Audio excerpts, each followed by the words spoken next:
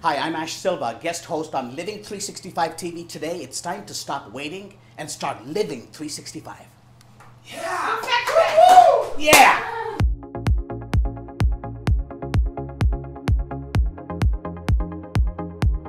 Hi, I'm Stephen McDermott, guest host on Living 365 TV today. It's time to stop waiting and start living 365.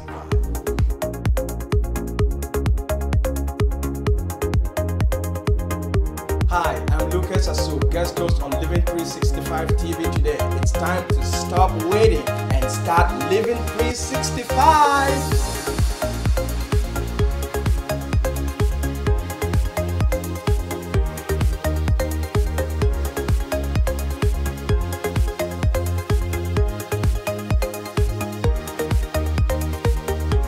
Hi, I'm Priya, host of Living 365 TV. It's time to stop waiting and start living 365. Welcome to Living 365 TV. I'm your host, Priya. This show is designed to bring you real experts, real tools for real people like you who are ready to stop waiting and start living 365. It's Movember, ladies and gentlemen, and I am having all male hosts for the month of November. Some very brilliant, attractive, vivacious men going to be on the show all month long. And I have the pleasure of having Mr. Lucas Asu helping me all month. He's going to be here every day, ladies, for the month, so be sure to tune in all month long. We are going to be at the Oakville's largest holistic wellness expo. Living 365 is covering that expo exclusively. It's going to be a fabulous day, Saturday, November 21st at 10 a.m. to 5 p.m. at St. Joseph's Ukrainian Catholic Church in Oakville. They're going to have 85 local and surrounding practitioners, actually more than 85, as well as vendors who will be providing you an assortment of care. Here's the great thing about this. You pay $25 to get in, and you get to have 15 minutes of free service from any of the practitioners that you choose. It's going to be an amazing day. So that, again, is Oakville's largest holistic wellness expo. As you'll see, all the information is here on the screen. I'm so thrilled to have our first show of Movember, and today we're going to be talking with the gentlemen about some of their softer sides, their emotions, their way that they communicate emotionally, or don't, as some of the men do. And we're also going to be talking about connection, how they're able to connect. I have some great men with me here today. As I said, co-hosting Mr. Lucas Asu, life coach and NLP expert. Lucas, welcome. Thank you very much for having me on the show. Thank you. And over here we have Mr. Stephen McDermott, real estate sales consultant. Stephen, thank you so much for joining us. Thank you. And on the end here we have Mr. Ash Silva, best known as The Connector, speaker and author. Welcome, Ash. Thank you, Priya. So, gentlemen, it's time to talk about the F word. Now, I know you thought you weren't here for the dating and sex show, right? But Football. The F word is feelings. Oh. The F word is feelings. Friends? Could be friends. Friends and feelings. Feeling friends. I don't know. It's And up to you. what happens when friends feel? Oh. Friends. Exactly. You get the... Yeah, totally. We're already going there? Why not, right? So what I want to know, because I know a lot of the viewers are interested in knowing, is how men relate to their own emotions and being able to express them. Being able to express their emotions, what do they normally do? A lot of men I know just clam up, or they don't talk about them. Some men are a little bit more expressive, aggressively. How do you guys find in your personal lives you're able to express your own emotions? Anybody can jump in. Well, I prefer not to talk about it, so... Yes, Stephen? absolutely. No comment. I think that Lucas. I think that as all living beings, we all feel emotions. Whether but the generalization is that most men do not express their emotion. I think that's a misconception. No human being, we both have an emotional component within ourselves, and so each human being, regardless of what we do, we are expressing some form of emotion. Yeah. Some do a lot more than others. Some do it on the positive side, some do it on the negative side, but every single living creature, it's an emotional creature. And how do you express your emotions? I express my emotion even right now. I'm expressing my emotion right now, looking at you beautifully. And my friends here, Steve and Ash. Another way in which we express emotions, even if we don't accept that we're really expressing emotion, we're expressing it through our bodies. Yeah. The body communicates emotions more than anything else. Totally. So when you have a snip in her snit with your wife, how do you communicate that to her? We have an interesting dynamic because I simmer. Simmer, I love that I word. simmer. What does simmering look like for Stephen McDermott? I don't let it go. Julie, my wife, she gets to the point. She'll point out something that concerns her, that bothers her, that troubles her, that annoys her, that confuses her, that I could go on and on here. And she'll bring it up. You've got to go home tonight. Oh, yeah, right. Hi, honey. I love you. So she'll bring it to the forefront. I will debate about it and talk about it and try to work it out as a problem. And 2 hours later or a day later, she's moved on. And I will still be annoyed by that. It will still sit in my mind. And something else will come up, and I'll say, well, here we go again. We'll bring the laundry upstairs, right? Just like yesterday. And she's moved on. So I simmer. You simmer. Yeah. You sound like you simmer and stew. Yeah, Yes. a little bit. You're on the stove. I do. I'd love to find out the downside of simmering, because some of the best dishes are made by simmering. A good flank steak. Totally, right? It's the best steak you can have, but you've got to simmer it. I love this So guy. I'd He always love brings to the find positive. the positive end of having something simmer and stew. You bring the positive out of everything. Man. Yes, I love wonder it. if you can reverse the emotion and simmer and stew in love. Feel the love in the moment. Like, I'm not there yet. Well, that's good. That's an interesting point, because one of the things with men is, unlike women, we don't tell each other we love each other. Right. We don't. I love you, man. That's odd. It's weird. But it's very comforting, Yeah. you know? That's an expression that men don't share with each other. I love you. Yeah, and who here was raised in a home where you were taught to cry, to say your I love yous, and to, really express your emotion? Because the majority of men that I come across were raised in homes where boys don't cry, be a man, stiff upper lip, toughen up, son, those Suck it kinds up. of messages, suck it up, right? So did any of you grow up in homes where you were, encouraged to shed a tear when you're not feeling your best, or something's hurt your feelings? Were you encouraged that way, or were you brought up in that sort of mainstream culture of be tough, you're a man? It's criticized. It's not let the tears out. It's okay, stop crying, enough already. Mm-hmm. I grew up in a very loving household. I grew up with strict but loving parents. And if the emotions went a little bit overboard, especially with anger, especially with arguing with each other, that would have been quickly shut down. Emotions like crying or sadness, yes, let's hear it, but okay, enough the tears. But that was to both my brothers and my sisters. To both. So your home was, you taught Very balanced. Balanced. We suppressed everybody. Not Yes. not just boys. How about you, Lucas? I grew up in a home whereby I grew up in a culture whereby very traditional culture. I grew up in an African culture in Cameroon. It's very traditional. I came from a community or a language or a tribe called the Boki tribe in Cameroon. It's very male dominance. Women also play a huge role. It's not like one way or the other. They both have different separate functions. And men are raised a certain way. Girls are raised a certain way. That's how it is. The issues about emotion, it's not part of the culture. They talked about it, but they come across about it in different ways. Men cry just like women, especially when something tragic occurs. You will see that side of them also comes out. But you also see the good side of men a lot more, when they're with a woman. Always. Men tend to show emotions a lot more in the context of a relationship, especially when it's really good. That's not just in Cameroon. Not just in Cameroon, but in that culture, it's where men tend to show a lot of emotions.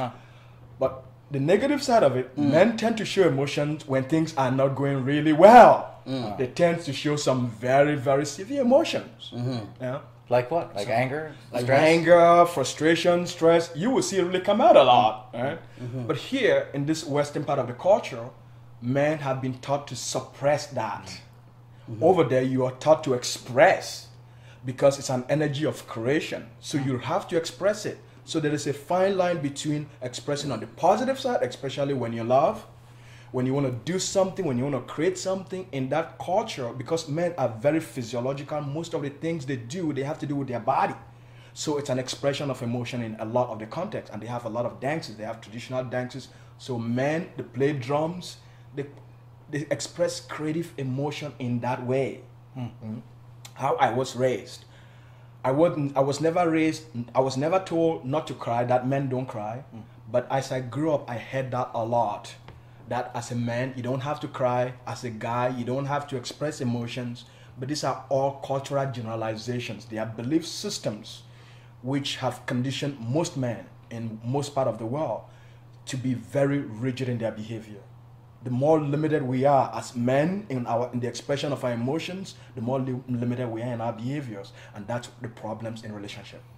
Now, do you guys feel weak when you have emotions that are not always positive? When you have any type of, sadness or fear, do you feel weak? Because I feel like as a culture as well, that we peg men into being weak if they show vulnerability, fear, sadness, in some ways perceived as not being strong. Privately, no. Privately, no. But in a group, surrounded by men, it's, come on, man.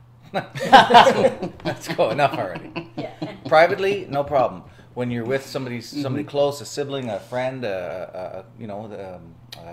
lover, as you said, it's sure share those emotions. But when you're out with the boys, when it's just the guys out, and somebody starts crying over the kittens in the Kleenex commercial, what is going on over here, right? It is definitely something that's, I'd say, frowned upon. Well said.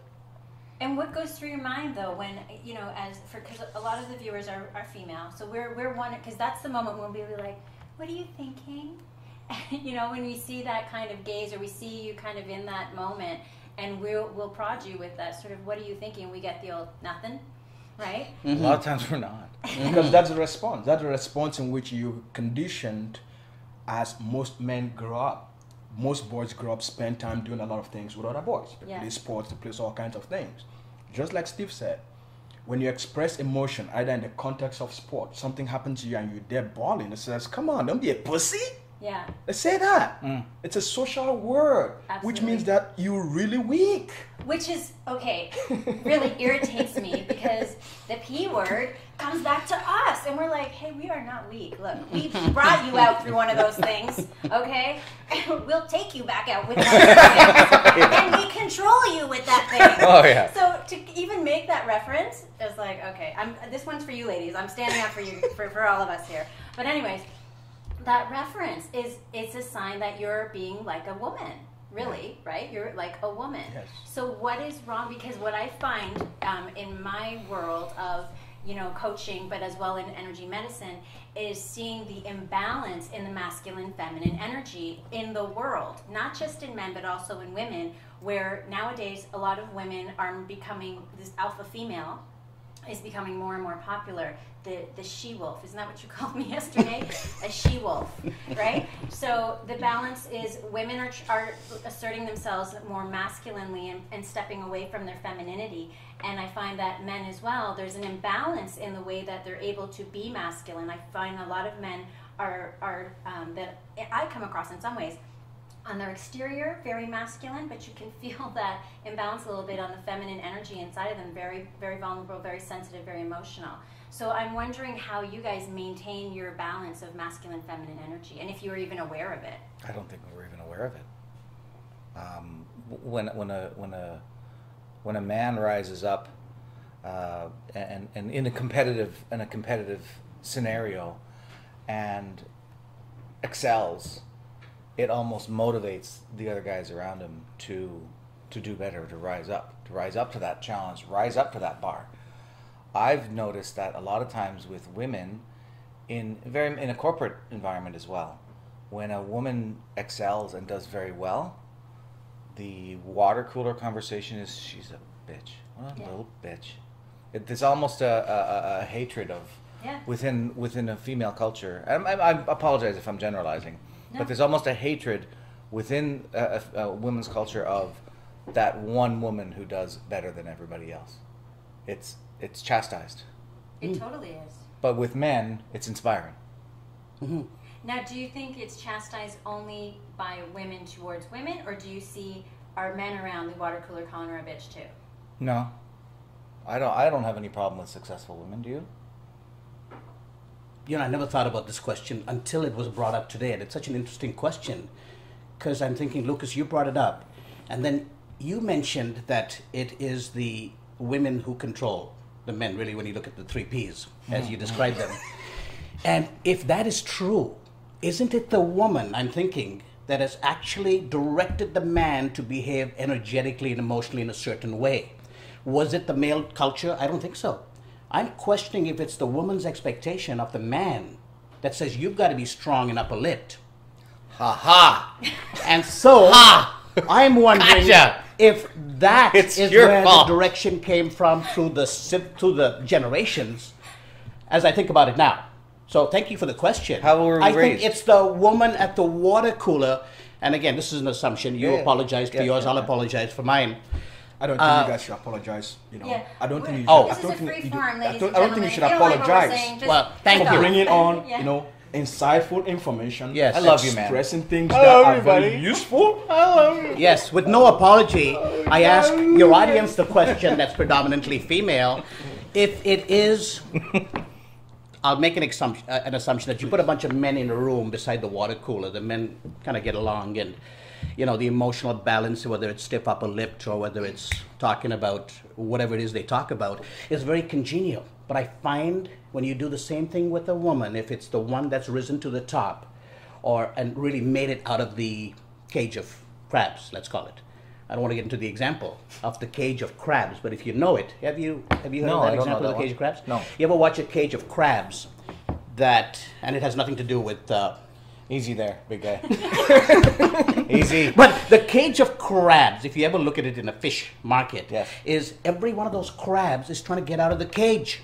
However, as soon as one of the crabs crawls out of the cage, what does the other crab do? They try to Pulls pull it down. back into the cage. And I'm just wondering, it's an assumption, if that is somehow the way we all operate, and if it's a woman's expectation emotionally of a man being okay to be ahead and a woman not. It's a question. It's possible. I mean, the other scenario I'll give you around what I think is the proverbial water cooler conversation. Sometimes with men, when a woman is more successful, all of a sudden it becomes, well, I wonder what she's like on her knees or how Yeah, she's yeah, yeah, on her yeah. back, right? Who did she sleep So with? if we can't, if women aren't going to claw at her in some instances, there might be some men out there who are making these comments because that's the way of sort of putting her in her place, so to speak. There is a change. This is new for a lot of people. Our culture is going through a complete evolution, a complete shift. The whole world predominantly was ruled, controlled, governed in every shape or form by men, primarily.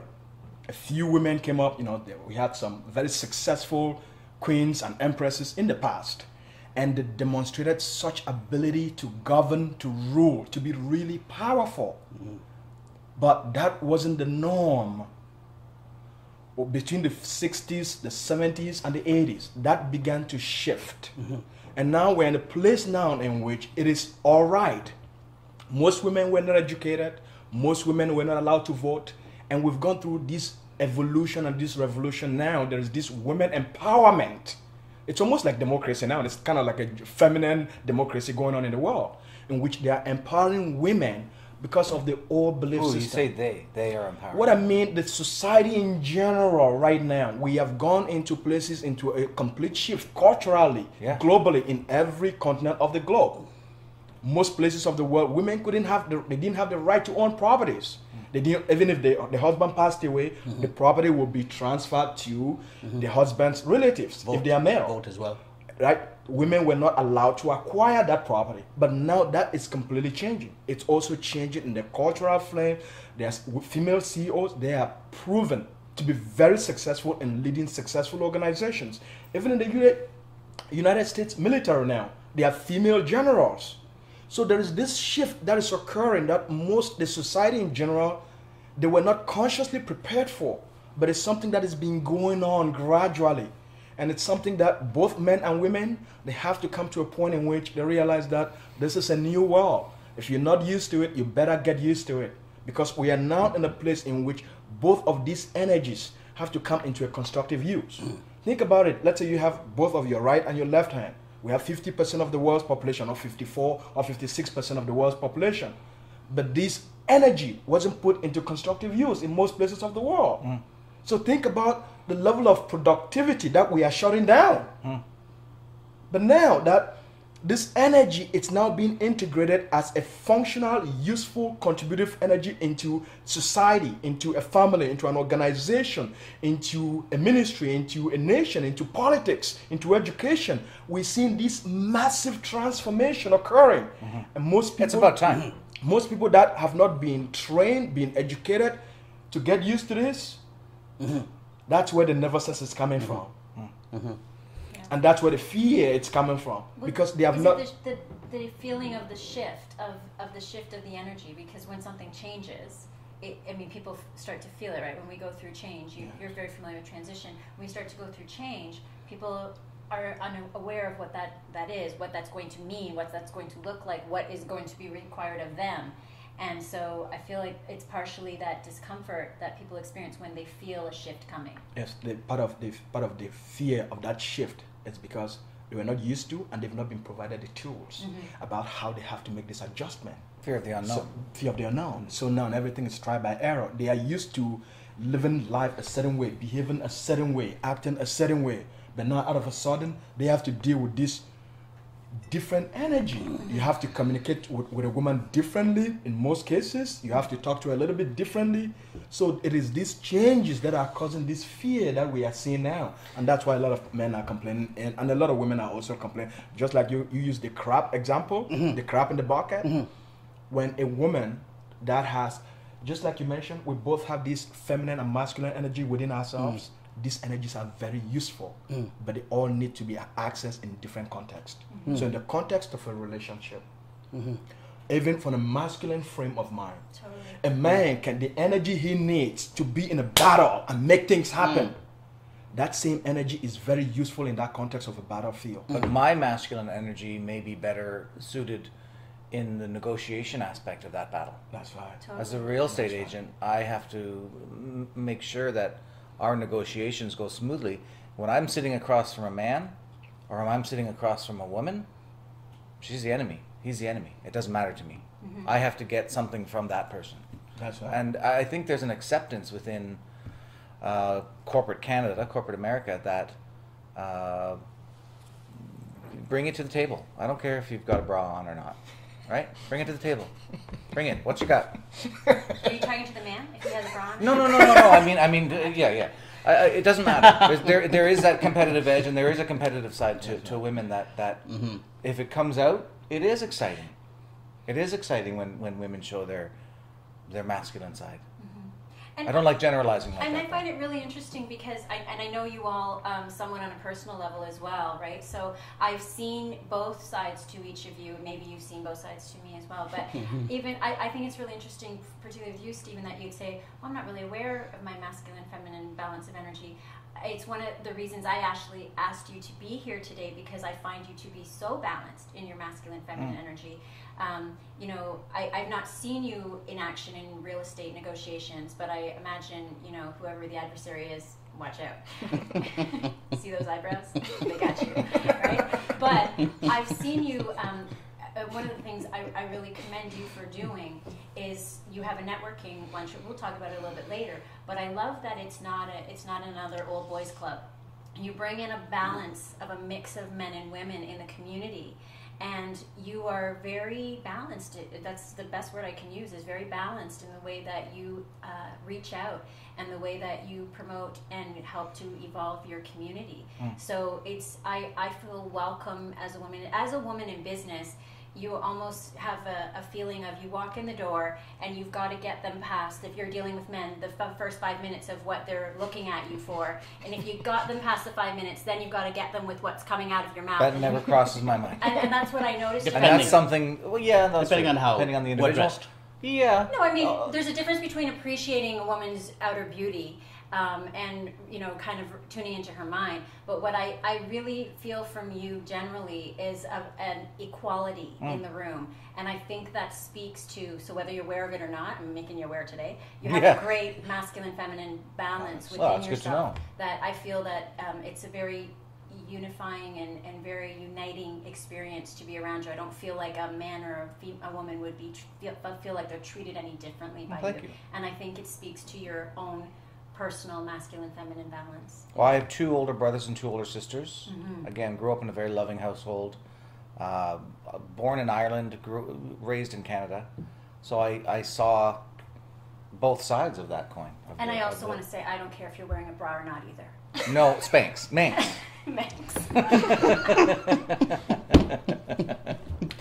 And speaking to that balance, it's what brings him that greatest amount of joy. Yeah. Where even if we just met today, but you could have a greater sense or a feeling of an intuitive feeling of his so balanced, and you could see his level of composure and his ability to nurture a relationship is very nurturing.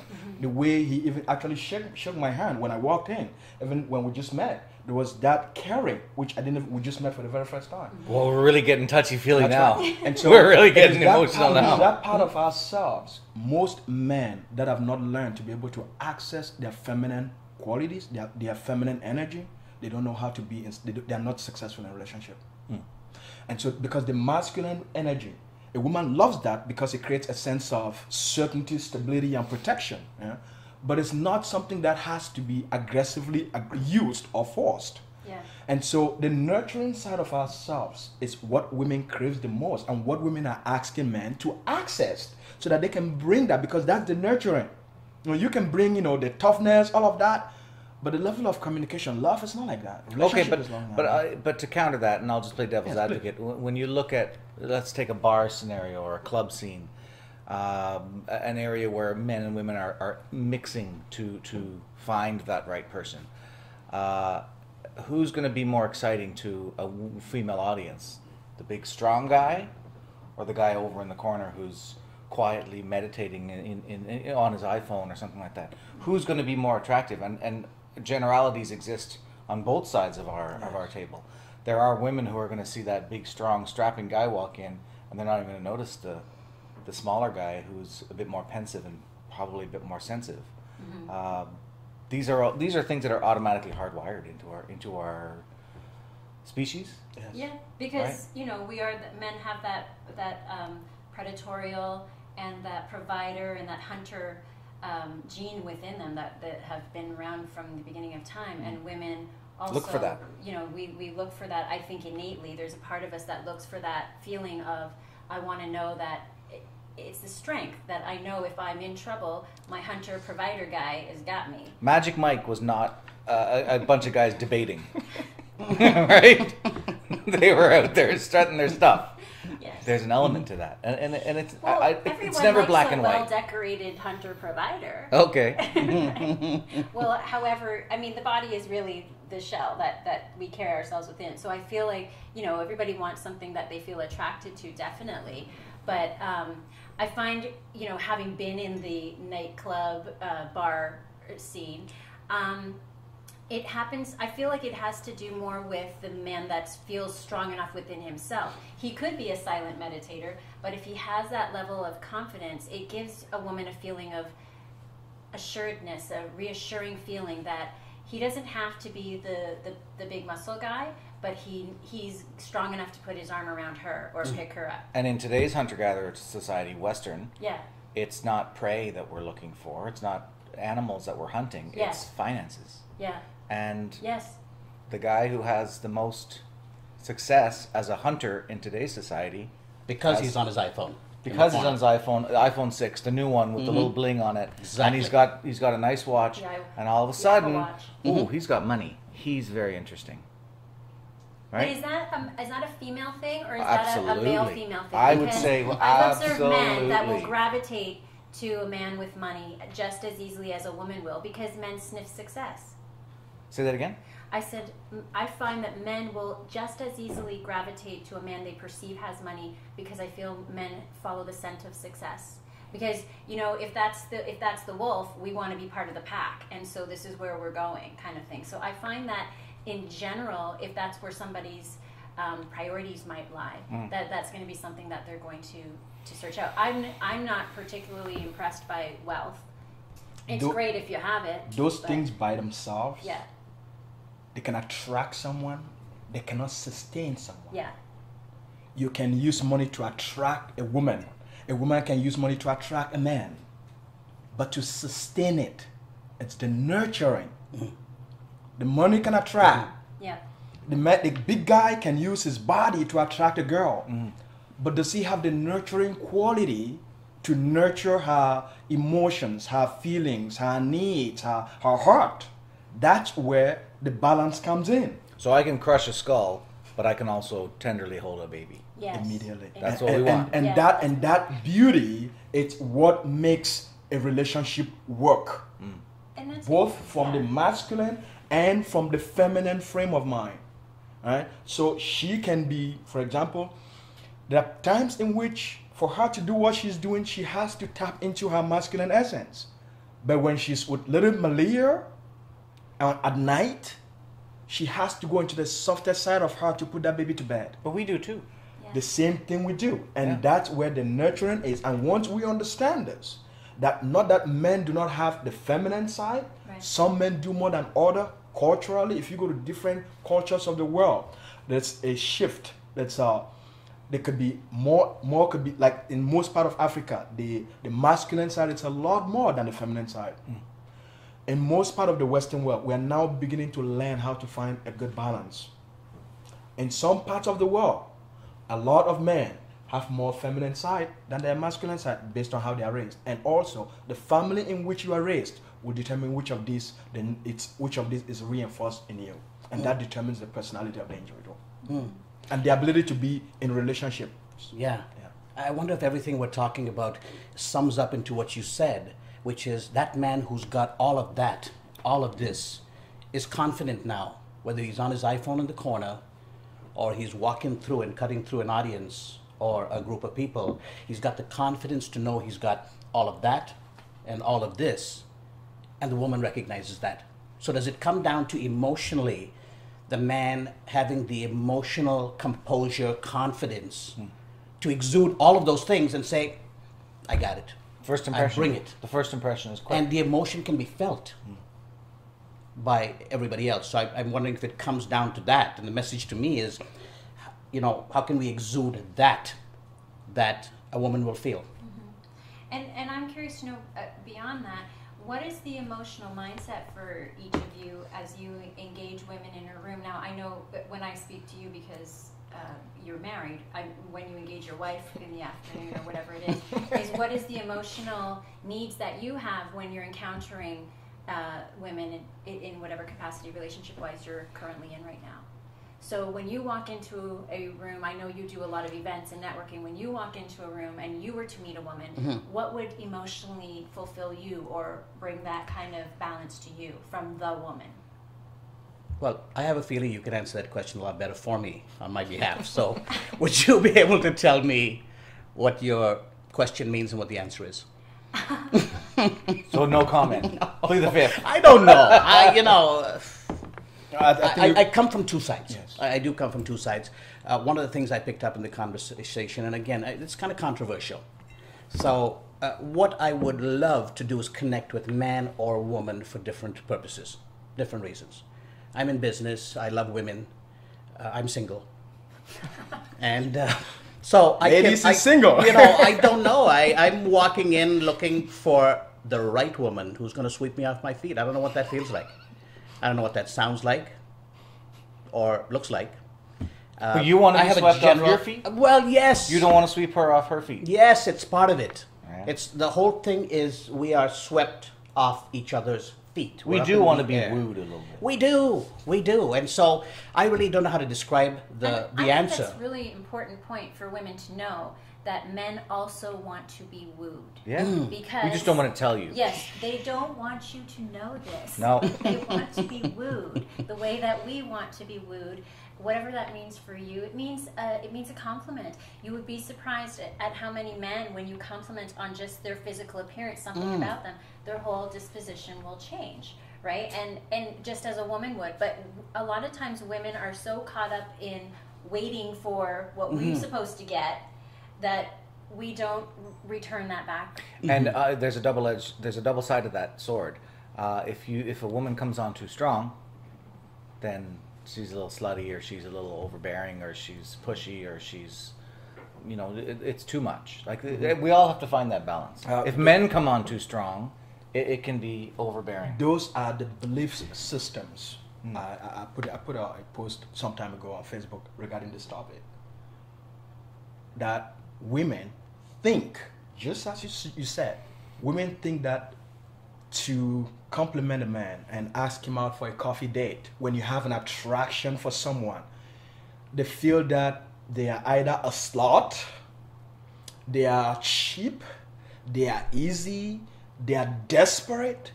This belief system prevents most women from getting what they want. Yeah. Because most men, honestly, are very shy. They may look exteriorly big and strong, but they are timid inside. So sometimes their own fear, they may be so I'm not attracted. timid. They may be so attracted. yourself. They may be so attracted to a girl, to a woman, but to go talk to her, it's a whole different problem. Oh yeah, you And guys are scary. so sometimes you can rescue him, or just by breaking that ice, you just say, "Hey, you look really good." Yeah. Single women, when you say to a single woman, go to a bar and actively hit on some men, and it's scary. It is scary. It's difficult to do, to go up to a stranger and say hi and create a conversation. And some time ago, when I would suggest that to women, they'd say, "I'm not going to do that. It's embarrassing. What if he says no? What if blah, blah?" Exactly. That's what you we've guys had go to through do all the time, right? all the time. Yeah, but I think it comes down to those broad shoulders you're supposed to have. You're supposed to be able to take the rejection all the time. And it's the environment too. Yeah. If you're in a bar and a girl walks up to you and says, "Hey, how you doing? I'm interested in you," I think there's a certain expectation of what the outcome of that might be. Where we're going with this. If you're in an office and or your friends, or you know the person, and you say to the guy, "Hey, you know what? You're really funny," or you're whatever. We should have coffee sometime. I think that's totally fine. I wouldn't be thinking, "Oh, this girl wants to sleep with me." But that is occurring. But in a bar, that is occurring already every single day. People are just doing it in very subtle ways in workplace. They just do it in ways in which we are not conscious of what is happening, but it's occurring. So are you attentive enough? Are you? That's right. So That's Lucas, right. word. A final word of advice for the viewers. My final word of advice for the viewers is mostly for the women. I will encourage women to open up themselves, to not also be afraid of the fact that if you see someone and they are hot and they meet the standard of your own expectation based on your own intuition, please go talk to them. It can lead to a whole new relationship in which you never anticipated. Yeah. That's my final word of advice. Stephen. Everyone's different. Some men have a thick exterior. Some men have a thinner exterior. Once you break through, it's all good. But you got to break through. Sometimes you need to take the first step. Fantastic. Thank you. Ash, final words. I think the breaking through part maybe even started with the Burn the Bra movement. And I think a lot of, and this is probably for a different conversation, but the gist of it is, I think a lot of women maybe even misunderstood what that meant, have taken it to the hilt, have even emasculated their man, and then expects him to be the lion and the hunter.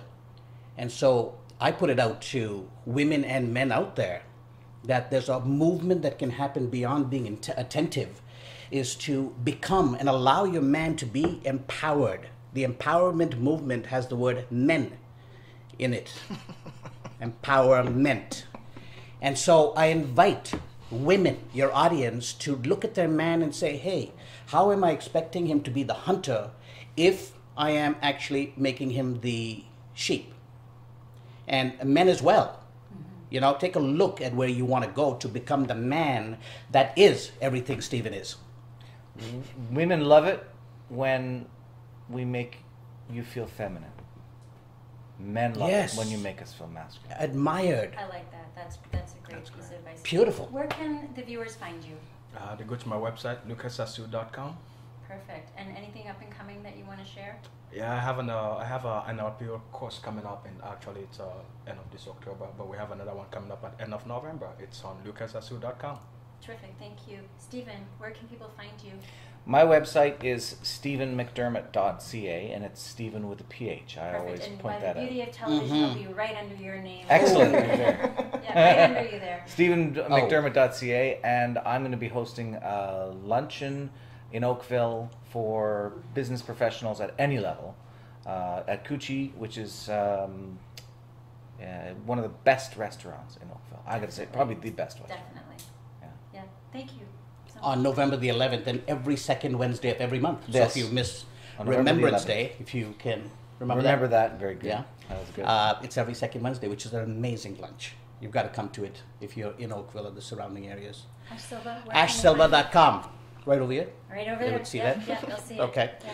And AshSilva.com, Google it. I'm on all social media. Connect with me because I've got events every second day. So whether it's a lunch we do downtown at La Maquette on the first Wednesday of every month, or right up to December 16th, we're going to be in Vancouver for Brendan Bouchard and Harvey McKay, the man who wrote the book. Beware of the man who's... What was the book you wrote again? Harvey McKay. How to swim with the sharks Okay. without being eaten alive. Lots of event. AshSilva.com. I love you, man. Gentlemen, Lucas, I love you, buddy. thank Appreciate you. it. I love Love all you of too. you. Thank you so much for joining me today. Thank you for Thank having you. us on. Thank you very much. Viewers, men are people too. And, you know, Wait if you can remember that these little boys, I have two of my own, and I think as sitting here at the table with these gentlemen and all the gentlemen that I know, and I will have a different awareness after today's show of seeing the little boy within them and respecting them as that young man, as that young boy, encouraging men, and to really give them that same empowerment that we're looking for in our own lives. It's incredibly important. For those of you male viewers watching, you know, feel free to get in touch in balancing your masculine and feminine side. It's what the women want to see, and it's completely a strong thing to do. I think there's a lot of strength in vulnerability. I think it actually takes more strength to be vulnerable than it does to be strong. As always, I encourage you all to stop waiting and start living 365. Thank you for joining us.